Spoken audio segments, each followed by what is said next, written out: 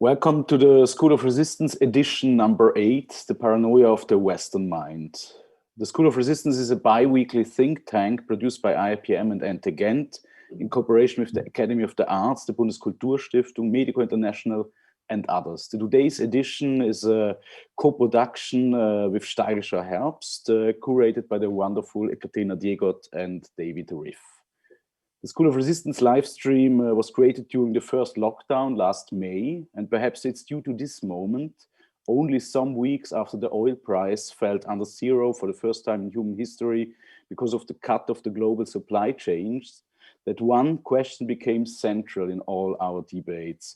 What comes after the oil? War and exploitation-driven Western age, the so-called capitalism or now neoliberalism? What comes after the European-centered capitalist universalism? What are alternatives to make the world habitable again, to construct and tell different new stories about our future and our common past? Non-Euro-centered stories, perhaps even non-anthropocentric stories. Since May, we had very interesting and also very different philosophers and intellectuals from all over the world with us. For example, the Cuban artist Tania Bruguera, or the South African performer Nora Chipau-Mire, the Indian philosopher, ecologist, and activist Vandana Shiva, and the Ugandan activist Vanessa Nakate, the Croatian philosopher Srećko Horvat, or 10 days ago, the Canadian philosopher Alexis Shotwell, and the founder of Extinction Rebellion, Gail Bradbrook. Today we have with us the historian and philosopher Achille Mbembe. Bonjour, Achille. Thanks for being here with us today. It's a big honor and pleasure. Achille Mbembe is, I think, the kind of personality you don't have to present. According to the Goethe Institute, the, I quote, most influential African historian and philosopher of our time.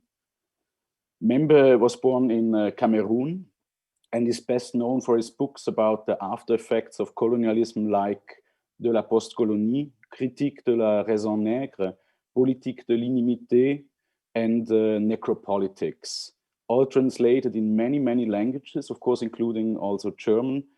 His last book, Barbarisme, who is co-writing with Felvin Sarr, will be translated soon at Surkamp Edition House, also to German. Achille Mbembe worked at the Paris-Sorbonne University, at the Columbia University in Berkeley, Yale, Harvard, and Duke University, and he currently lives and works in Johannesburg as professor at the Witwatersrand University. But he is known all over the planet as public philosopher. Together with Felvin Sarr again, he is the co-founder of Atelier de la Pensée in Dakar. We will come back to this think tank.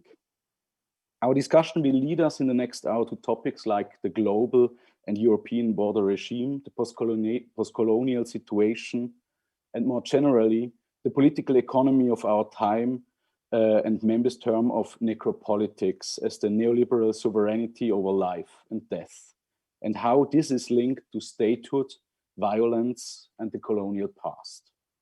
I hope that we will find time after talking about the state of our world in times of COVID, a state of unprecedented segregation and exploitation, about the more utopic perspective on what has to be done to stay alive as humanity, as biosphere, as a planetary society.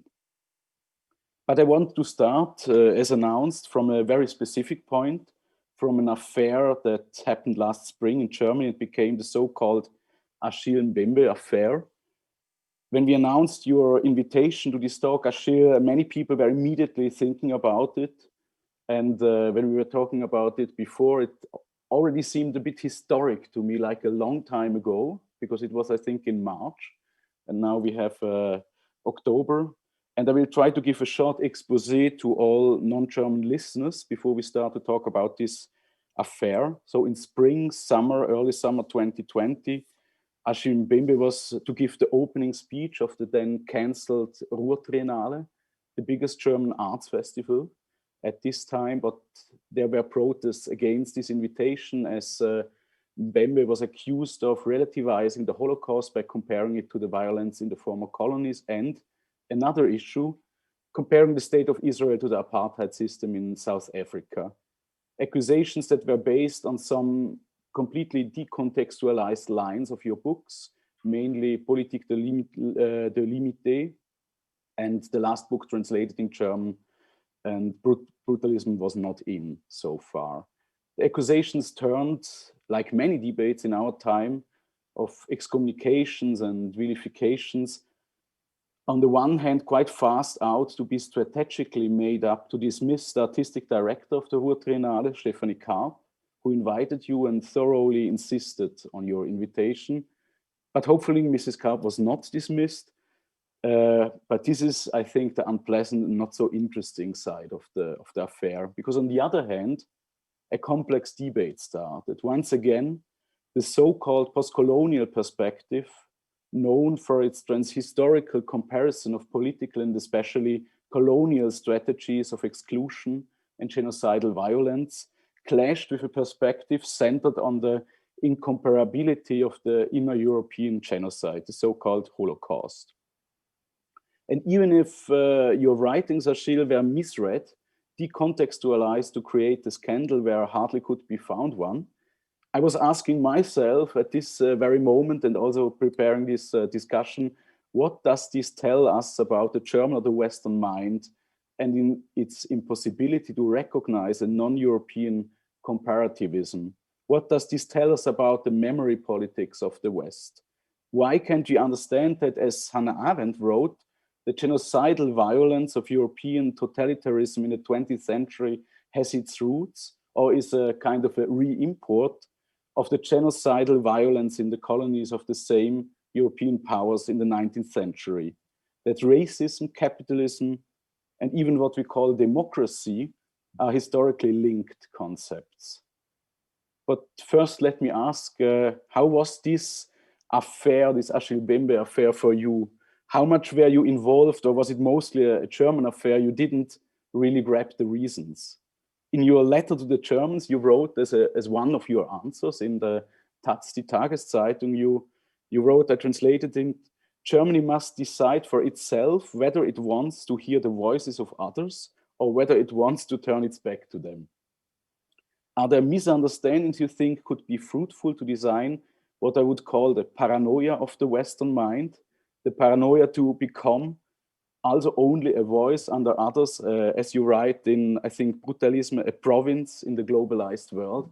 How did you live this, and how do you remember this affair? Look, I woke up one morning in Johannesburg, only to hear that I was accused, as you said, of anti-Semitism, of relativizing the Holocaust, and of being anti-Israel. At first, I thought it was a joke. I mean, an unpleasant joke, but mostly the work of a clown. So I didn't really take it seriously. Mm. And then phone calls started coming in. Journalists sending emails, basically intimating me to respond, and to respond immediately. Some of the emails were rather formulated in a quasi-inquisitorial manner, pretty aggressive. That's when I understood that it was not a joke, that it was something else. I tried to keep as calm as I could, and I answered as politely as I could answer throughout the process. Then came a point where almost every day my name did appear in one German newspaper or another. all of this during the confinement. This was the very first weeks of the confinement because of COVID in South Africa. Then, as the drama kept unfolding,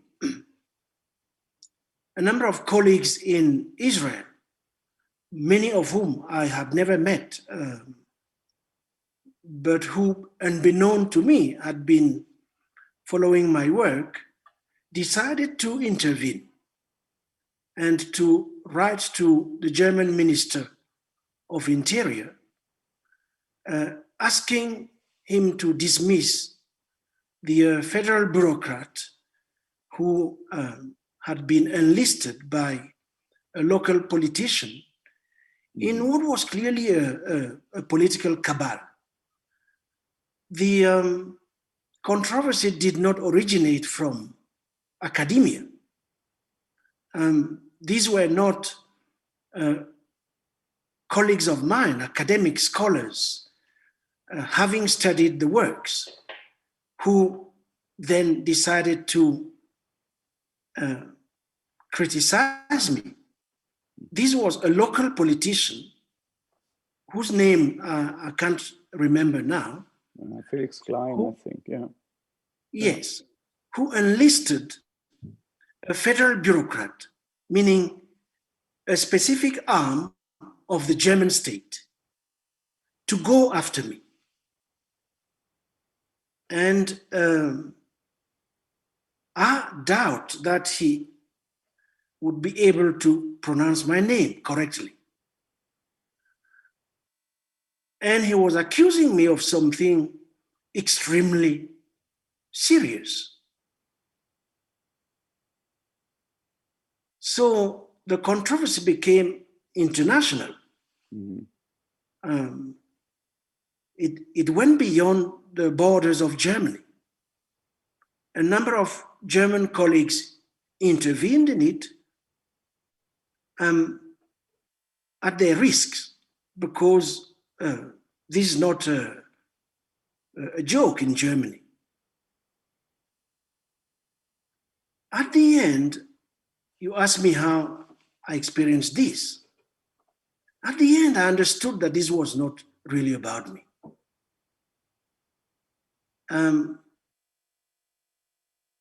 There's no way in which this could have been about me.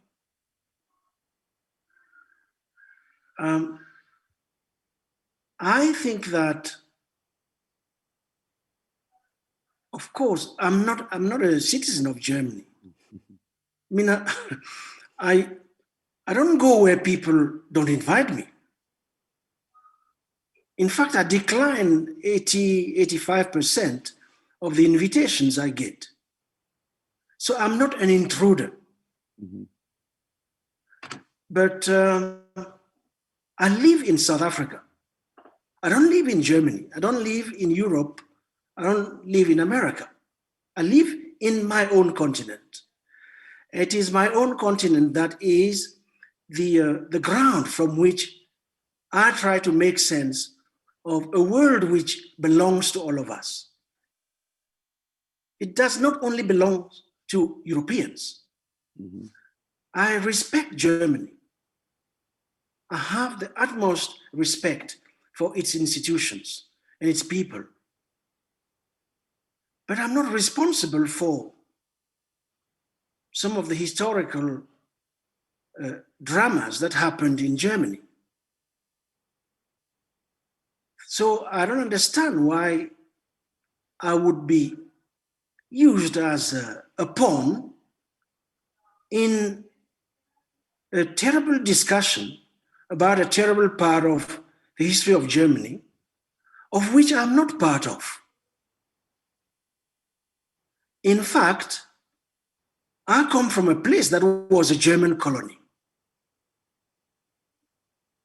We won't go into the details of what the Germans did in my own country during the 34 years during which they were present there. So Germany, Europe, invented two demons, the demon of anti-Semitism and the demon of colonial racism. I don't think that the way we'll build a just world is by playing one against the other. Mm-hmm. So, as far as I'm concerned, I have moved on. And in my letter, which you cited, I left it to Germany to deal with its own problems. Germany doesn't need me to deal with them. And I trust that they will be able to deal with them in a way that makes our world a more habitable place. That's what my fight has been about. That's what my thought has been about, and nothing else. Mm-hmm. Mm-hmm.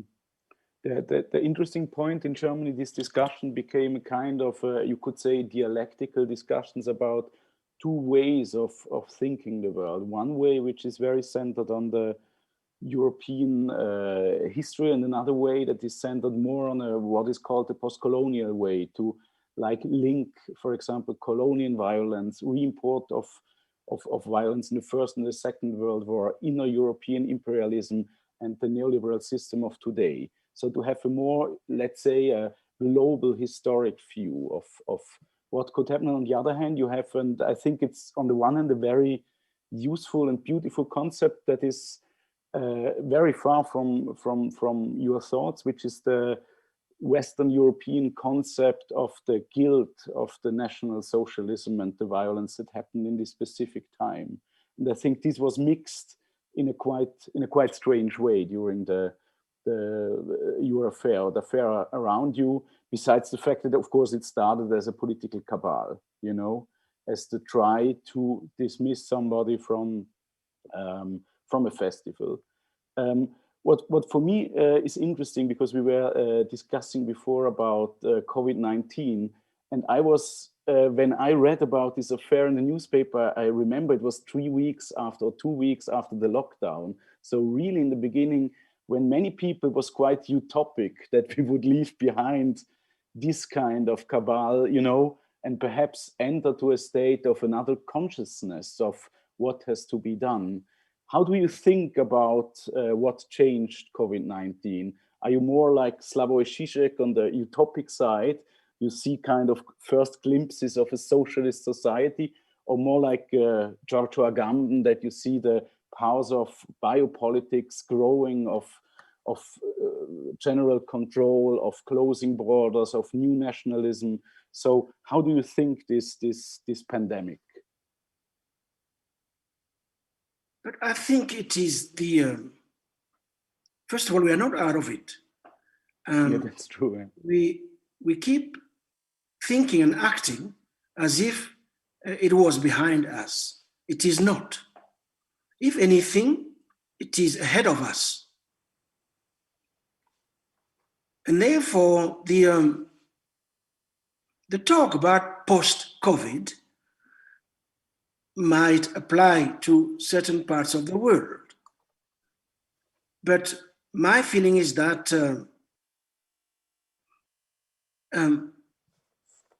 for other important parts of our world, that is not exactly the case. But more importantly,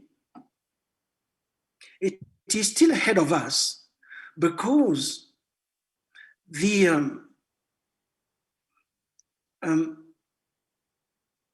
what actually brought it about, the ways of relating to the earth that made it possible, those ways of relating to the earth are still with us. They are still going on. If anything, there is an acceleration of those manners of relating to our biosphere, which have produced COVID. COVID is not a spontaneous creation. It is something we have produced through, for instance,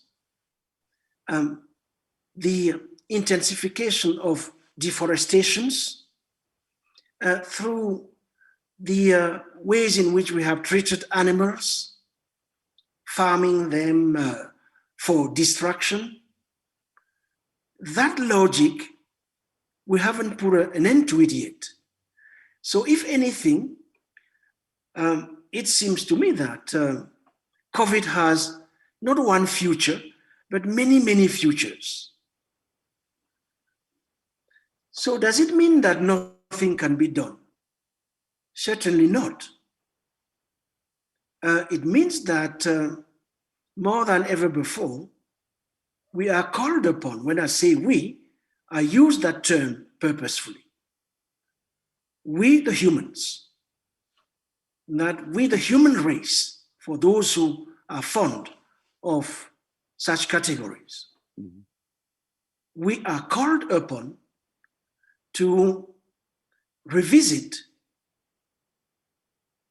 our ways of inhabiting the planet. Because if we do not share it as equitably as possible, and when I say share it, it means share it amongst ourselves and with others or its inhabitants. If we do not share it as equitably as possible, if we do not render it habitable for all, then I'm afraid our story on Earth might be extremely tumultuous. Mm-hmm. But you said it in the beginning of your answer that the capitalist system is even accelerating at the very moment, that there are no, somehow, perhaps I'm mistaken, no signs that this turn to make it, to share it more, to render it in a different way, to change our way to treating the earth and to treating ourselves as mankind, that's not really happening. I mean, where do you see signs of the possibility to make this shift? I have the feeling that there is, I don't know how to qualify it, but there is some kind of emerging consciousness, a consciousness, form of consciousness which is not universal in the sense in which we have understood that term, at least since the 18th century, because the universal was to a large extent the European universal. It was not the pluriversal a number of thinkers, especially from Latin America, have been talking about. Mm-hmm. The universal understood from within the imperial framework was the equivalent of colonialism. The expansion beyond Europe of its modes of seeing, modes of being, and its demeaning of anything that was not its own, along a purely Hegelian, let's see, framework.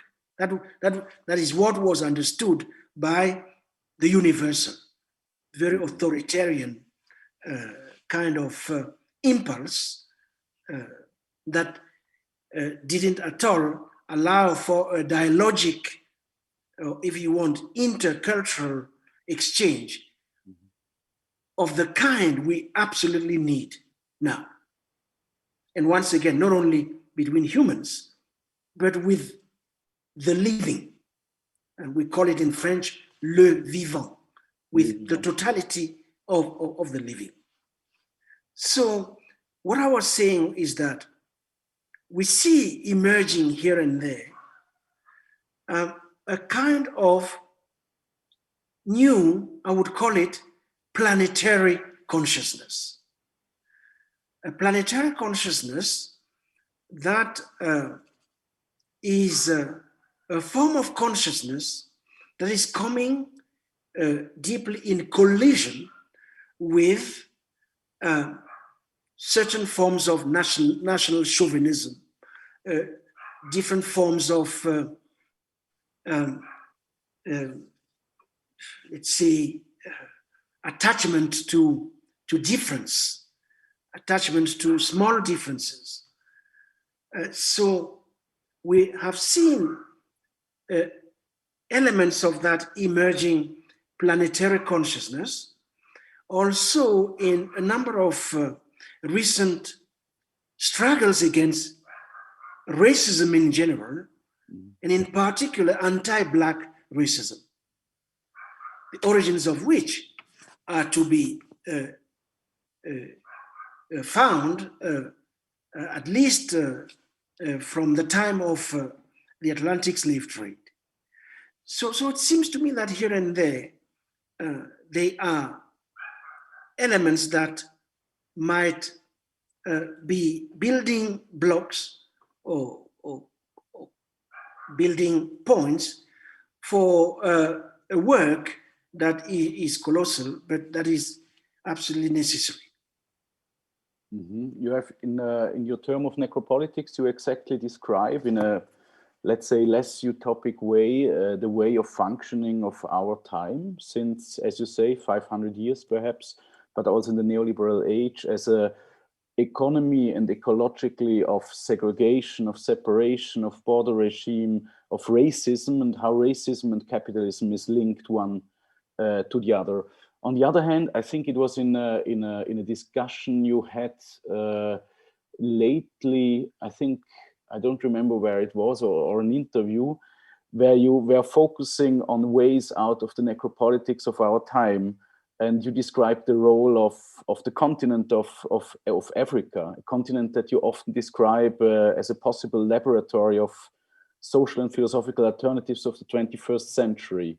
How could you explain a bit more about this utopic concept of a kind of an exit of the necropolitics of our time? Let me say one or two words about necropolitics, and then I'll move to, let's see, the very important question you are asking me. As many of our listeners might know, a huge part of the discussion on the politics of life over, I would say, the last 20 or more years has been centered around the concept of biopolitics, which is a concept which has been developed by a number of thinkers, in particular Michel Foucault. The idea was that, at least in Foucault's narrative, that modern societies have entered in a new period when our conception of sovereignty has changed. It's no longer about putting to death as such. It's about letting live and letting die, which Foucault understood to epitomize what he called biopolitics. Giorgio Agamben intervened powerfully in that discussion when, among many other things, he became interested in the ways in which modern liberal democracies have tended to turn what should always be the exception, turn it into the normal, normalizing the exception, the state of exception, that which was always meant to be provisional. Now it has become, let's see, our condition, the normal ways of things. The term necropolitics, as I put it forward, I think, I can't remember, 2003 or 2005, was meant to do a different kind of work. It was not about that which relates to the state of exception.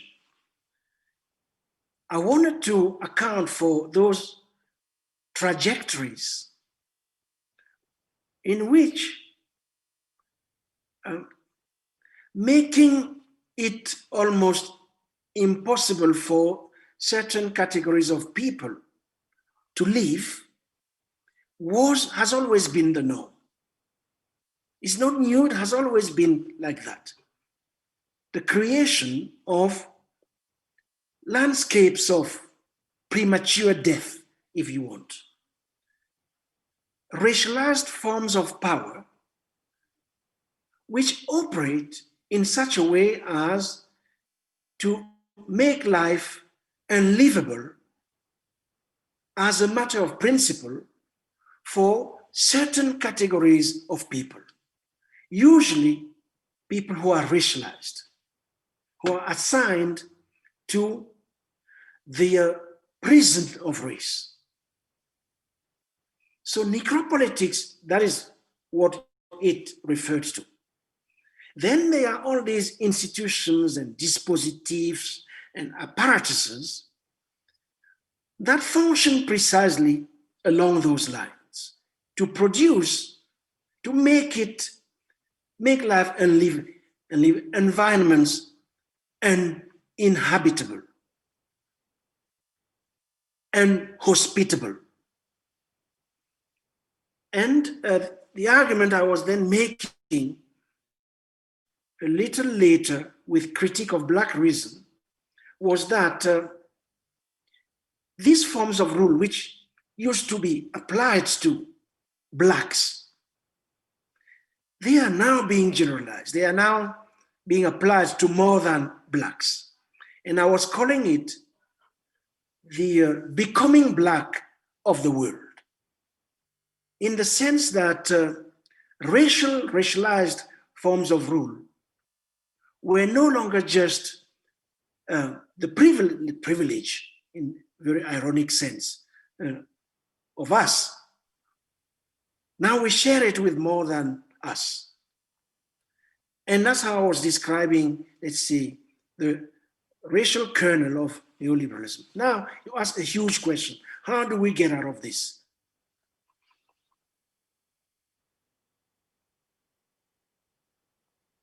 Of course, I mean, you don't expect me to say in 2 minutes. No, I was especially interested in by you quoting many times Africa as a continent of the future, together with Berlin Saar too. So this is a perspective that is especially interesting for me.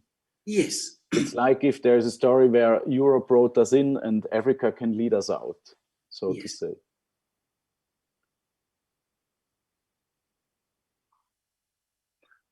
Okay, let me put it like this.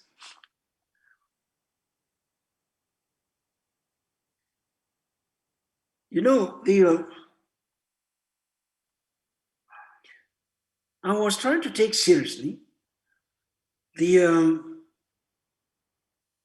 fact that when I was born here in Africa, I studied abroad, worked abroad, came back, I go back and forth. I have a little bit sense of what our world, looks like. And but I'm based here, and I travel a lot in the continent. There are two things I find absolutely striking whenever I travel in Africa. The first thing is that whenever you arrive, you land in one or the other of the big cities of the continent. Lagos, we are told it's 20 million people.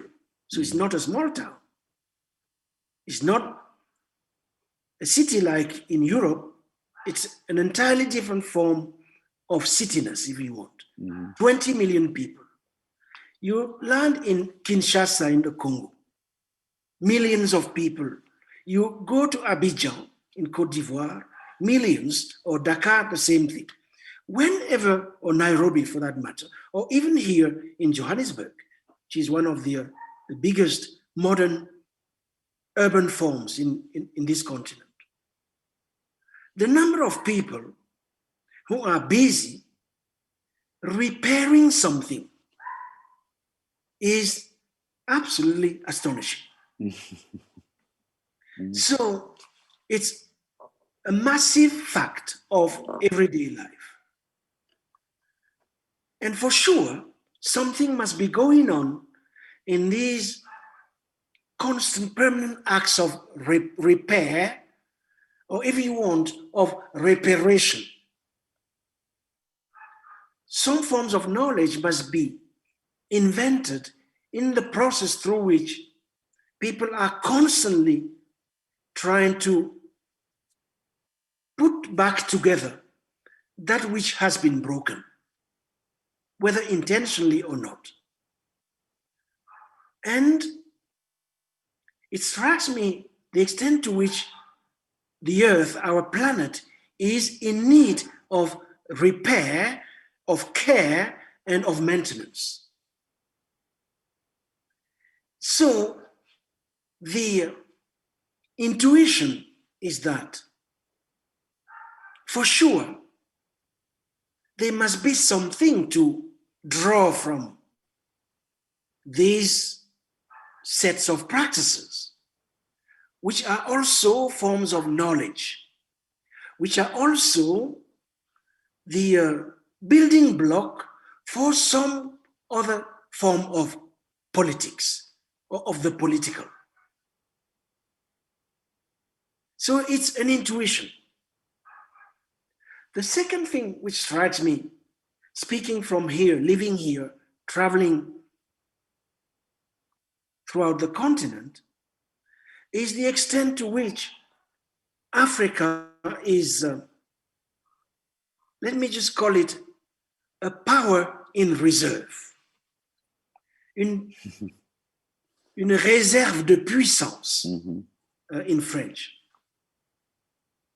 It is both une puissance en réserve and une réserve de puissance. The two things together. Yeah. And a lot of this is to be found in the forms of inhabitation of the world we have developed over many, many centuries.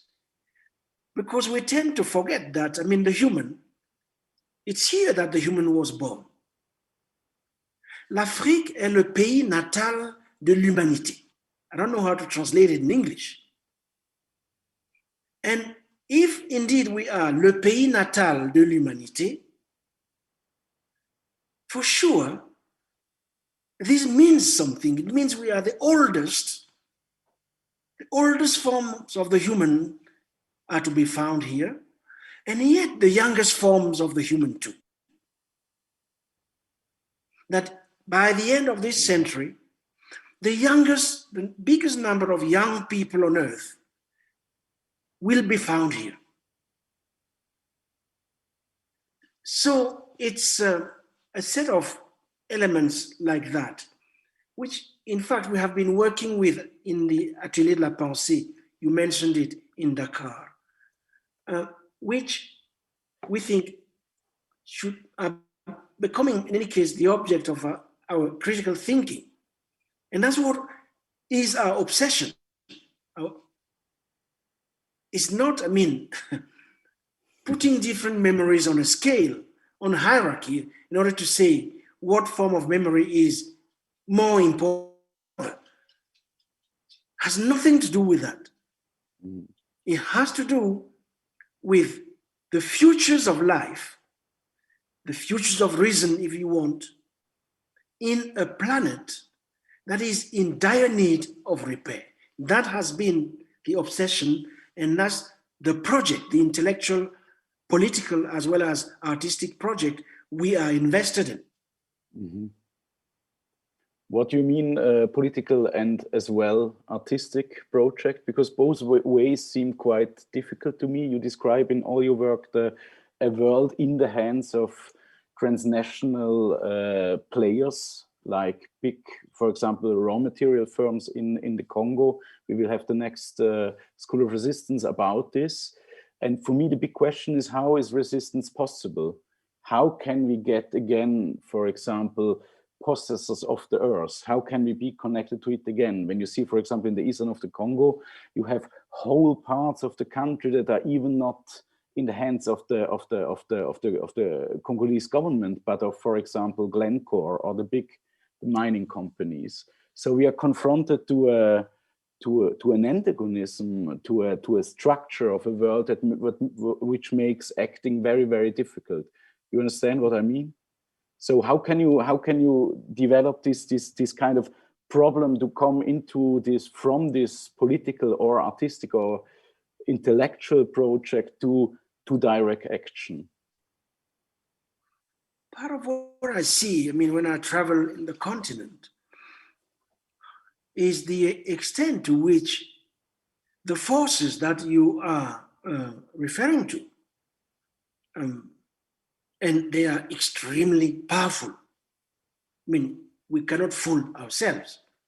These are not only local forces, it's the combination of local forces and transnational forces, which are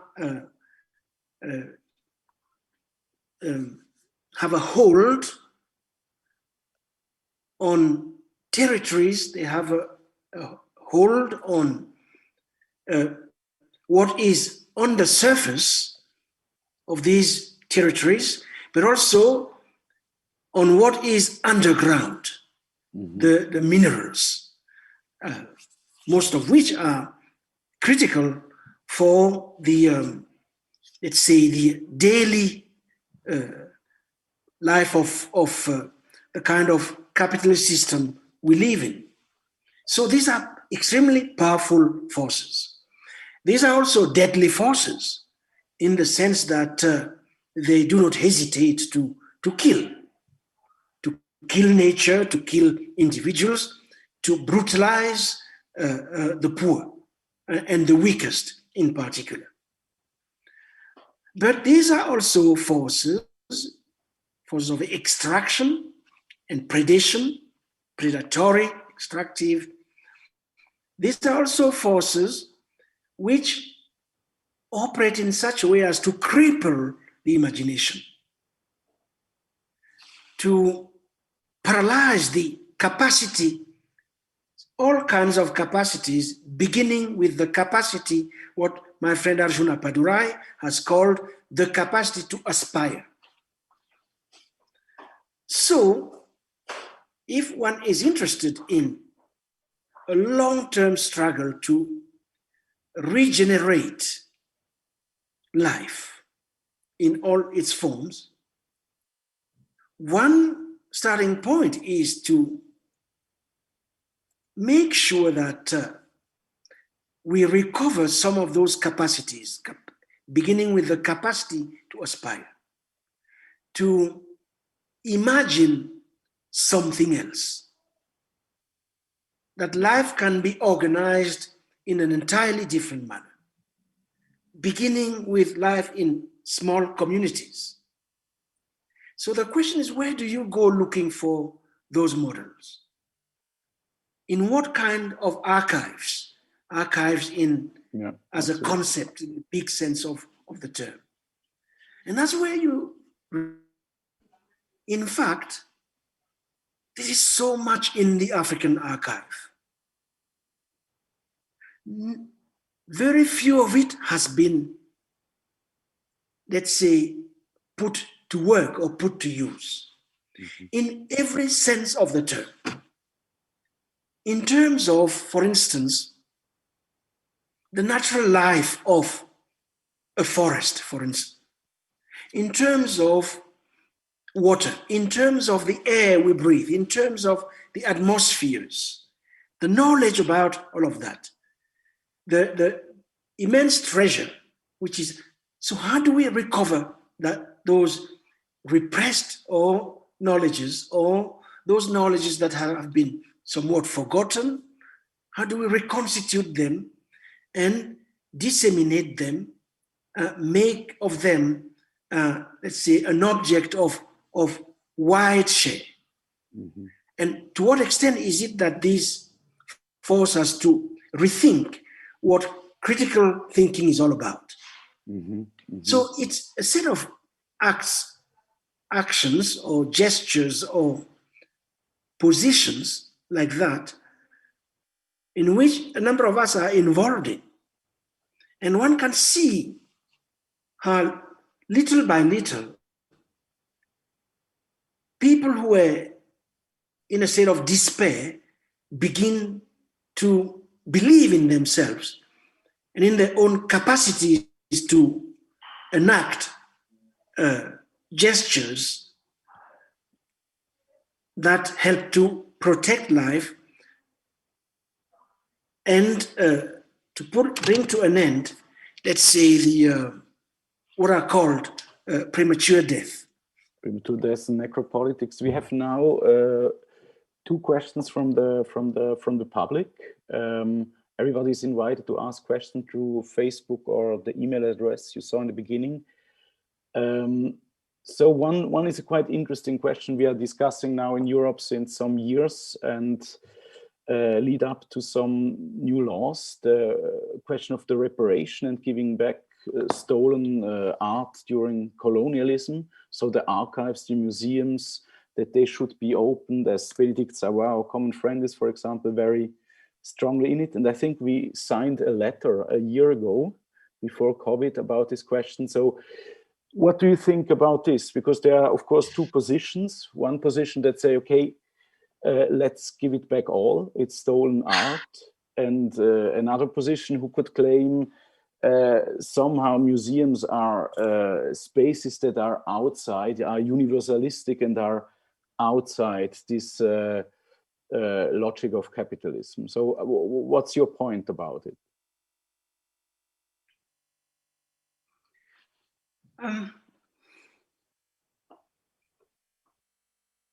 I think that restitution is unavoidable.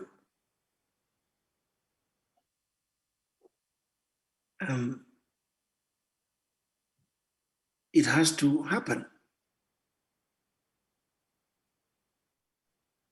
It has to happen, although we know very well that what we lost during the encounter with the West is priceless. What the West took away from us, the West will never be able to give it back, because the losses we suffered are, by definition, incalculable. Even if the West wanted to pay back, it wouldn't be able to, because the value of what it took, what it destroyed, cannot be counted. So for me, the question then is, how will we learn to live with that radical loss? That we are somewhat forced to live with it, although we don't choose to live with it. But we'll have to live with it. And in return, the West will owe us a debt of truth. What strikes me the most with, here I am talking about the West as if such a thing existed. Mm-hmm. But since it's the vocabulary everybody seems to understand, okay, let's use it at least provisionally. What strikes me the most is the inability to honor the truth,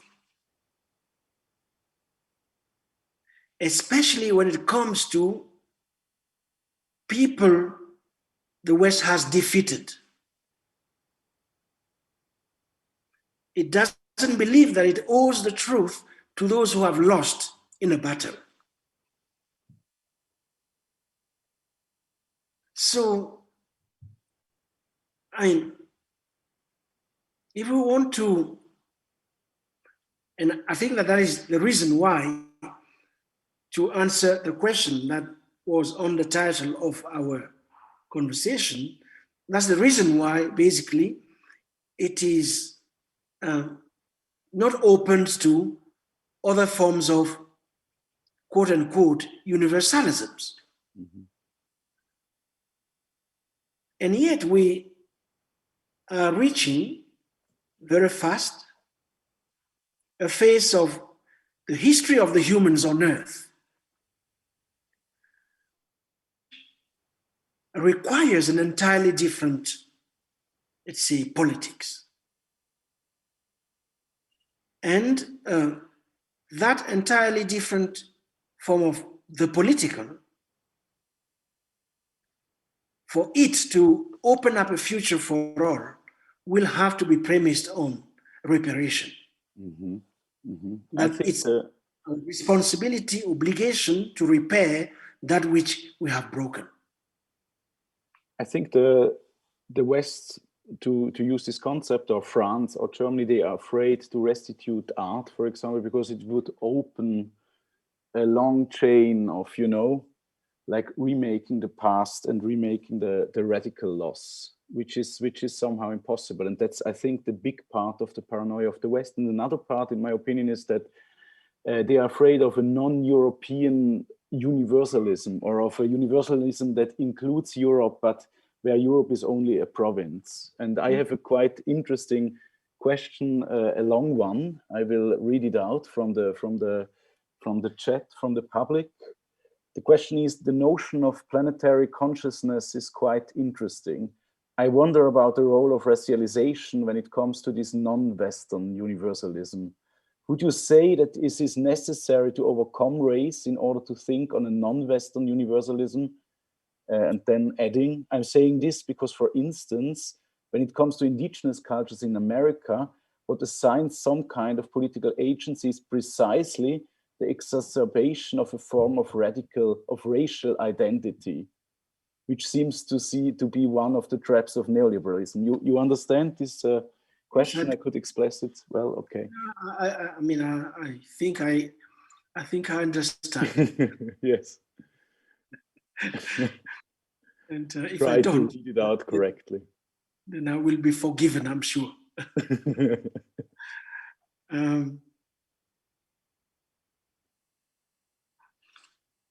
You see, there was a.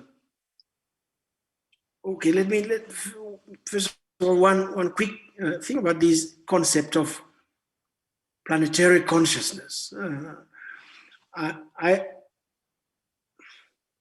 think it's much more, let's say, productive than the concept of universalism. And when we started talking, I put forward a kind of quick critique of universalism, and I opposed it to an idea coming from our colleagues from Latin America, which has to do with what they call pluriversalism, which means the multiplicity of forms of, understand. But even the concept of pluriversalism, I'm not sure that I'm fully satisfied with it.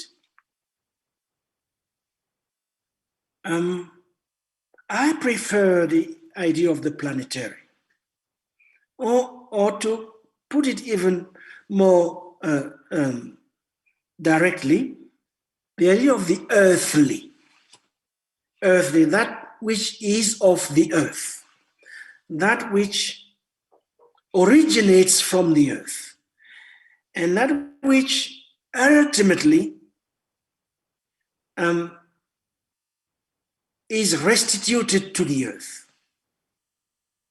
So this double movement of origination and restitution, that which ends up whether it likes it or not, ultimately ends up returning to the earth. It seems to me that that's the moment we are in. The moment of the earth, the moment when the earth occupies center stage in a historical project or process that is not only social any longer, as Dipesh Chakrabarti has shown. It is still social, but not only. It is geological, because now social history can no longer be separated from geological history. It is cosmological, in the sense that we have now entered a vibratory moment when everything reverberates against everything else. So we are far beyond the universal, strictly understood. So it's along that direction that I would like to, let's say, not respond to the question that was posed, but reflect with the person who asked it. Mm-hmm. So now, if indeed the injunction is an earthly injunction, if our condition, we finally recognize that it is an earthly condition, we imagine this vexing question of identities. What form of identities? We don't have the time to go through every single details, but I am afraid that under neoliberalism, identity might have become the new opium of the people. Mm-hmm. Absolutely. But that's a polemical statement, which might land me once again into trouble. In which case I'll come immediately to you to save me from the competitive narcissism of identities. I will never save you from that, Ashir.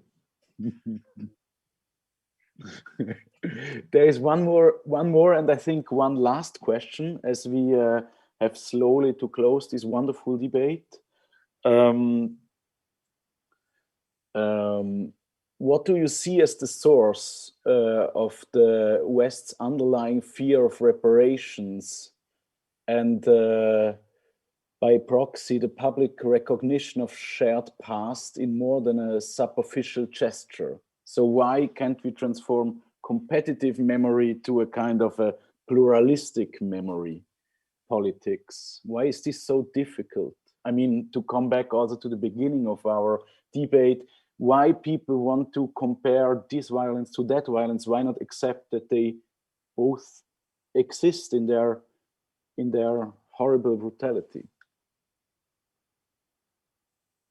Look, Milo, if only I knew, you would be the first person I would share it with.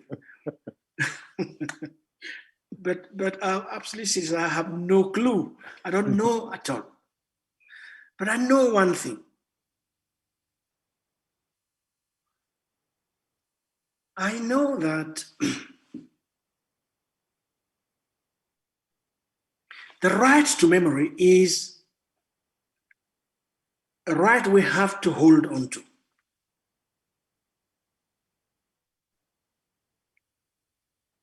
And I put it in those terms. I put it in terms of a right to memory. Because I come from a people whose memory has been, in a number of instances, erased.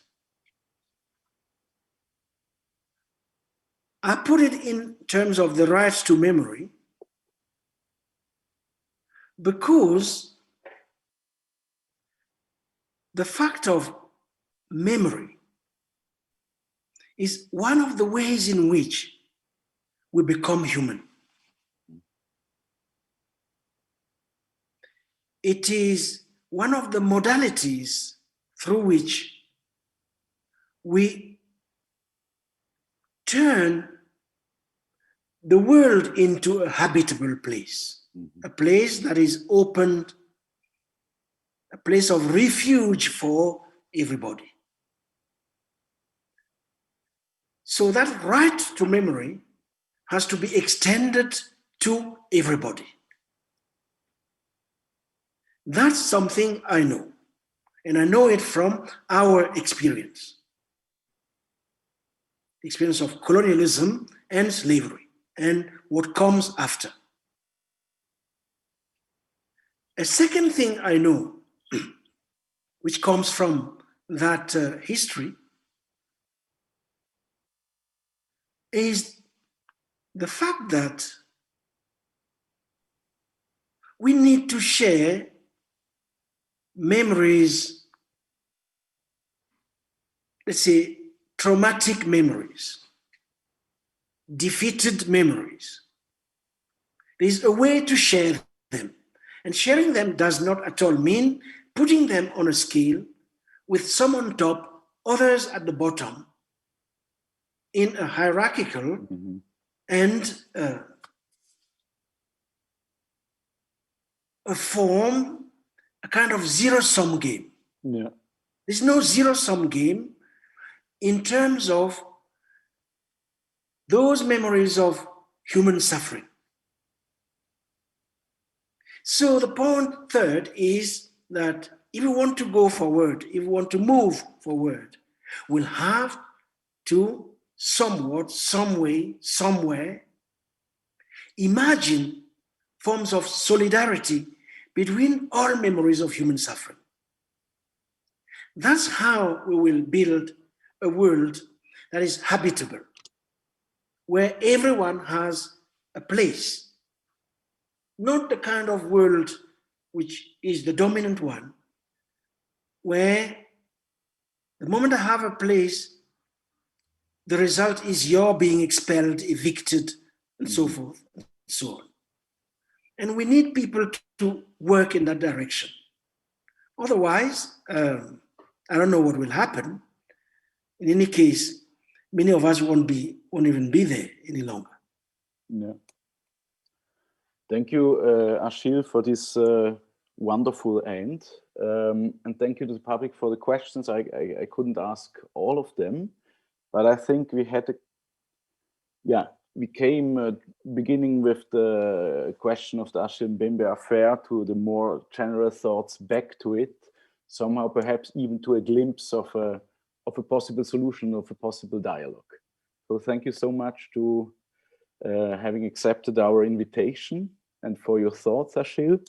And the next School of Resistance has the title A Global Jurisdiction for a Global Economy, and will host the lawyer and vice legal director of the European Center of Constitutional and Human Rights, Miriam Sage-Maas from Germany, and the lawyer and chief investigator of the Congo Tribunal, Silvestre Bisimba, to speak about global economic justice, especially in regard to the mining industry in the Democratic Republic of the Congo. So logic next step in our discussion, I think. So thank you again, Achille, to having shared your thoughts with us. Thanks. And thanks to all our co-producers, especially the Steirischer Herbst.